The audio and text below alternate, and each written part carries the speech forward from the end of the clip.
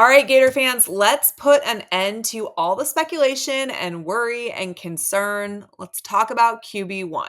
Okay, so there has been a ton of speculation this offseason, right? We've heard people talk about the fact that he has secretly had surgery, that he was still hurt, that he was not going to be ready for fall, that basically we've been sitting here waiting for the other shoe to drop. Well, I haven't, and I told you guys not to. But if you didn't listen to me, you've been concerned about all of these things for months, right? And the fact that he didn't play in the spring game, the fact that he hasn't thrown during practice and had the fan base kind of in a tizzy, and really our rivals just kind of chomping at the bit to make everybody believe that he wasn't going to be playing in the fall, or that there was just this underlying issue that we weren't all aware of and that Florida was somehow covering up.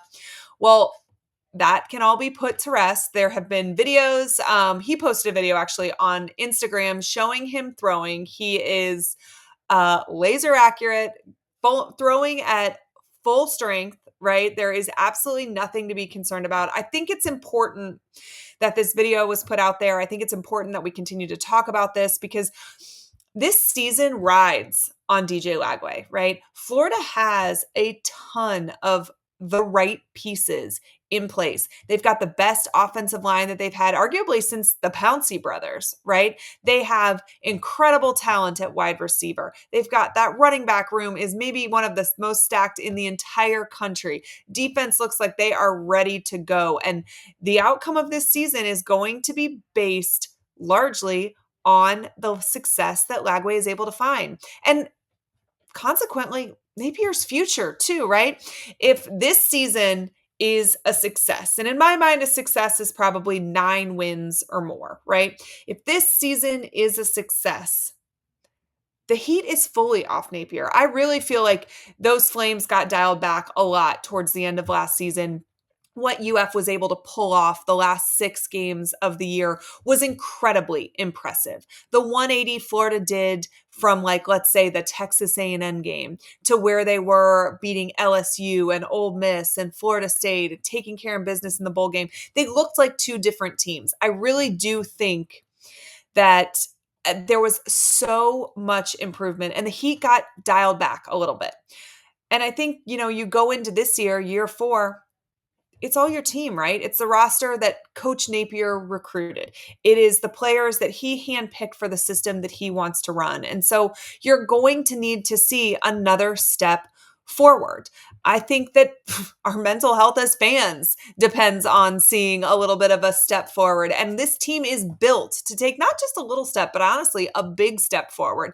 But that does depend largely on your quarterback's health. And in this NIL era, it's not the same as when you used to have 3 guys, behind each other that all could start for that team. Those guys get plucked from rosters. It's a lot harder these days to have a really solid backup quarterback room than it was prior to NIL, right? So this video comes out. We can all see him throwing. Coach Napier has talked about the fact that he's going to be ready for fall, that this is not anything that he's concerned about. I personally have always heard that it was not an issue. I've talked to multiple people close to him who just said, either a little bit of tendonitis or they're taking it easy because they want to protect it. This is something that he's done throughout his high school career as well, that just nobody around him seemed concerned at all, which made me not concerned. And, Napier told us right after the spring game that he expected him to be throwing within a couple weeks. Then we see this video. So obviously that's ahead of schedule. And I think it's good news for UF because obviously he is fine. So all of those rumors can be put to bed. His dad told Gators Online that he's thrown a bunch of passes. I want to say he said between 45 and 80, which is a weird range for me, but that's okay.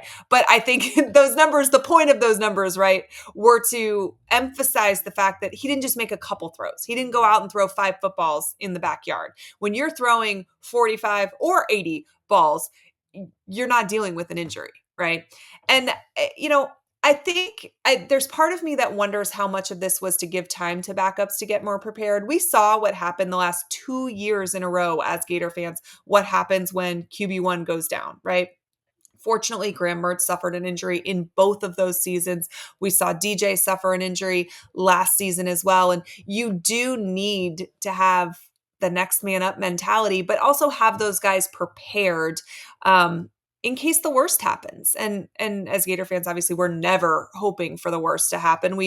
But you do need to be prepared for that. I think that this is something that everybody can just kind of breathe a little sigh of relief from, though. Everything that we were told from Coach Napier, from Lagway's camps, from those at practice was completely accurate. There was never a need to panic. We'll get right back to the video, but I do want to take a quick chance to talk about Alumni Hall. I've heard from a ton of you who have ordered, but listen, make sure you are remembering Alumni Hall when you are shopping for all the best Gator Game Day gear. It's nearly summer and we are inching closer to fall camp. Guys, I'm like minutes away from decorating my house for fall. Alumni Hall has great brands like Nike, Jordan, Peter Millar, Cutter and Buck, tons of really elite brands. So you need to make sure that you are shopping with them, whether you're at their store on Archer Road or you go online at alumnihall.com. You need to go hang out with our friends over there with Alumni Hall. They have the best Gator gear, like I said, in town or online. Make sure you're checking them out. There was never some major injury that we were going to find out needed surgery down the line, which, by the way, never made sense. UF is a top medical destination, right? If your QB1 needed a shoulder surgery, I bet he would have had it 37 minutes after the bowl game finished, right? Because that's the way that medicine works at Shands. That's how UF would take care of their starting quarterback. So all of these, the innuendo, the rumors, the handling of this, which I think could have been handled better, right? I think that Florida probably could have done a better job managing this from the press perspective than they did, but he's fine. He's going to be fine. He's going to be the starter in the fall. He'll be fully available for all of two-a-days, and none of this is an issue. There is no weird conspiracy theory. It's a guy that took some time off because he threw a lot of balls last year and he's thrown a lot of balls over the course of his high school career. And we want to make sure the arm is preserved moving forward because there is a lot riding on it. And it is as simple as that. So hopefully, this news that has come out in the last few days, these videos, this real life footage of exactly what this staff has told us all along anyway, can kind of give everybody a little bit of peace of mind. Okay, so barring any setbacks, right, we're in the clear. But what are your thoughts about it? Did this situation ever have you concerned? Or, did you listen to people who said, hey, listen, we've spoken to his camp. There is no validity to this at all. He is fine. Or were you secretly having a heart attack about it and just keeping your fingers crossed? I want to know. Let me know down in the comments. As always, I will be keeping my fingers crossed for everyone's health over the summer and the start of fall camp. I'm going to talk to you guys soon. As always, go Gators.